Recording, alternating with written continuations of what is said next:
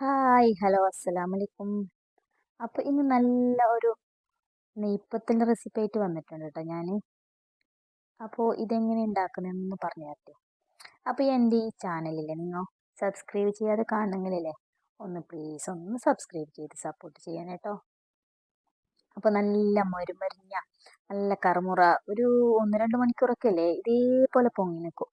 അപ്പോൾ ഈ നല്ല നെയ്പ്പത്തിൻ്റെ റെസിപ്പി ആയിട്ടില്ലേ, പിന്നെ നമുക്ക് ഈ വീഡിയോയിൽ ഒന്ന് നിങ്ങൾ സ്കിപ്പ് ചെയ്യാതെ ഫുള്ള് മുഴുവനായിട്ട് കാണണം കേട്ടോ. സ്കിപ്പ് ചെയ്യാതെ കണ്ടാലേ നിങ്ങൾക്ക് അതിൻ്റെ സീക്രട്ടൊക്കെ മനസ്സിലാവുള്ളൂ. അപ്പം നമുക്ക് വീഡിയോയിലിട്ട് കടന്നാലോ. Come on guys.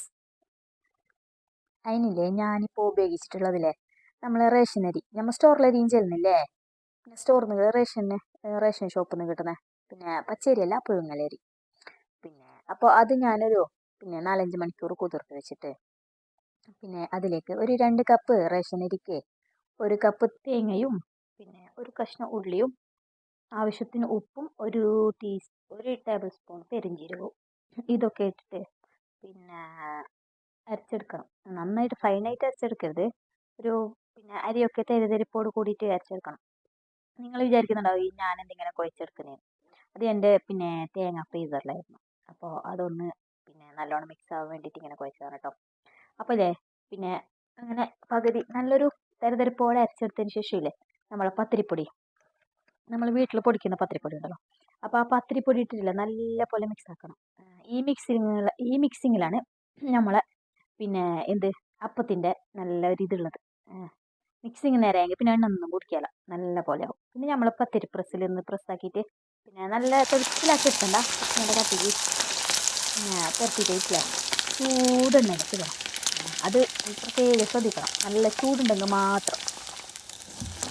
അരിയില്ല ഇങ്ങനെ നല്ല അരിൻ്റെ അതിങ്ങനെ പൊണ്ടിട്ട് വരുള്ളൂ. പിന്നെ നിങ്ങൾ എപ്പോഴും ഇടുമ്പോൾ ശ്രദ്ധിക്കണം, നല്ല ചൂടരിയില്ലേ. അപ്പോൾ ഇങ്ങനത്തെ അപ്പം നമുക്ക് കാറ്ററിങ്ങിൻ്റെ ആൾക്കാർക്ക് നല്ല ഇങ്ങനെ പൊന്തി തന്നെ ഉണ്ടാവുമല്ലോ. ഓർക്കെല്ലാം കൊടുക്കുക, ഹോട്ടലിലേക്ക് വേണമെങ്കിൽ ഹോട്ടലിലേക്ക് കൊടുക്കുക. ആവശ്യമുള്ള ആൾക്കെല്ലാം ഇപ്പോൾ നമ്മൾ ചുട്ട് കൊടുക്കണമെങ്കിലേ നമുക്ക് 10 രൂപ പോലെ കിട്ടണം. ഒരു നെയ്പ്പത്തല നല്ല 10 രൂപ പോലെ കിട്ടണം. നല്ല ചെറിയ നെയ്പ്പത്തലല്ല, കുറച്ച് വലുതാക്കിയിട്ട് വേണം. അപ്പോൾ ഒരു നെയ്പ്പത്തലിന് 10 രൂപ കിട്ടിയെങ്കിൽ നമുക്ക് എന്തായി ഒരു ചിലവ് ഒരു 2 രൂപ എടുക്കാം. അപ്പോൾ ബാക്കി 8 രൂപ നമുക്ക് ലാഭമല്ലേ. അപ്പോൾ ഒരു ദിവസത്തിലില്ല ഒരു 100 നെയ്പ്പത്തൽ കിട്ടുമെങ്കിൽ നമുക്ക് ദിവസം ഒരു 800 രൂപ ലാഭം കിട്ടും. അപ്പോൾ ചിന്തിച്ച് നോക്കല്ലോ, നമ്മൾ വെറുതെ ഇല്ല, നമ്മൾ പുരയിലുള്ള സാധനം വെച്ചിട്ട് നമുക്കൊരു 800 രൂപ ദിവസവും ലാഭം കിട്ടുന്നില്ലേ. അപ്പോൾ നല്ലതായില്ലേ. പിന്നെ മാസത്തിലിപ്പോൾ എത്രയായി, മാസത്തിലൊരു 2000 രൂപ എന്തായാലും മാസത്തിൽ നമുക്ക് ലാഭം കിട്ടും. അപ്പോൾ അത് ഈ ഒരപ്പത്തിൻ്റെ കാര്യം. ഇതേപോലെ നമുക്ക് എന്തുണ്ടാക്കി കൊടുത്തെങ്കിലും നമുക്ക് നമ്മൾ മടി പിടിച്ചിരുന്നെങ്കിലില്ലേ നമുക്ക് എന്തും നടക്കില്ല. നമ്മൾ ഇറങ്ങണം, മുന്നിട്ട് ഇറങ്ങിയെങ്കിൽ മാത്രം നമുക്ക് പുരയിലിരുന്നിട്ട് ഇങ്ങനെ എല്ലാം പൈസ ഉണ്ടാക്കാൻ കഴിയണം. ഇതിപ്പോൾ ഞാനന്ന് ചുട്ടതല്ല, ഇതിപ്പോൾ ഞാൻ അവർക്ക് പുരയിൽ പോയിട്ടാകുമ്പോൾ അവിടെ ഉമ്മ ചുടുന്നേ. അപ്പോൾ ഞാൻ ഉമ്മാൻ്റെ കട എടുക്കാൻ നിൽക്കുമ്പോഴേക്കില്ലേ അപ്പോൾ വീഡിയോ എടുത്തത്.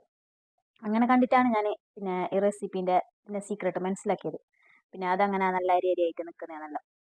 അങ്ങനെ ഒന്നിൻ്റെ ഒക്കെ 2, 3, 4 ഒന്നിച്ചിട്ടിട്ടെല്ലാം എടുക്കാം. അപ്പോൾ ഈ നെയ്പ്പത്തിൽ ഇപ്പോൾ കാണുമ്പോൾ അറിയുന്നില്ലേ എത്ര എന്ത് പാങ്ങുണ്ടാവും തിന്നാനെന്നല്ലോ. അപ്പോൾ എൻ്റെ പുള്ളറിലെല്ലാം ഒരു നെയ്പ്പത്തിൽ തിന്നല്, ഈ നെയ്പ്പത്തിൽ ചുടുമ്പോൾ ഇല്ല നല്ല പാങ്ങൾ തിന്നണം. അപ്പോൾ നമുക്കില്ലേ പുരലിരുന്നിട്ട് തന്നെ നമുക്ക് പൈസ ആക്കണമെന്നില്ല. നമ്മന്നെ ആഗ്രഹിച്ചിട്ട് നമ്മന്നെ പ്രയത്നിച്ചിട്ട് ഇറങ്ങണം, എന്നാൽ മാത്രം നമുക്ക് വിജയിക്കാൻ പറ്റുന്നത്. അപ്പോൾ ഞാനില്ലേ എൻ്റെ ഈ വീഡിയോ ഇപ്പോൾ ഇവിടെ നിർത്തുന്നു. അപ്പോൾ എന്നെപ്പോലെ ഇങ്ങനെ മടിച്ചായിട്ടിരിക്കുന്ന ആരെങ്കിലും ഉണ്ടെങ്കിലില്ലേ മുന്നിട്ടിറങ്ങണവേ. അപ്പോൾ എൻ്റെ ഇന്നത്തെ ഈ വീഡിയോ എല്ലാവരും ഒന്ന് സപ്പോർട്ട് ചെയ്ത് എന്നെ വിജയിപ്പിക്കും എന്നുള്ള പ്രതീക്ഷയിലില്ലേ ഞാനിപ്പോൾ നിർത്തുന്നത്. അപ്പോൾ അടുത്ത വീഡിയോയിൽ കാണാം. Okay, bye. സബ്സ്ക്രൈബ് ചെയ്യാൻ മറക്കരുത് കേട്ടോ.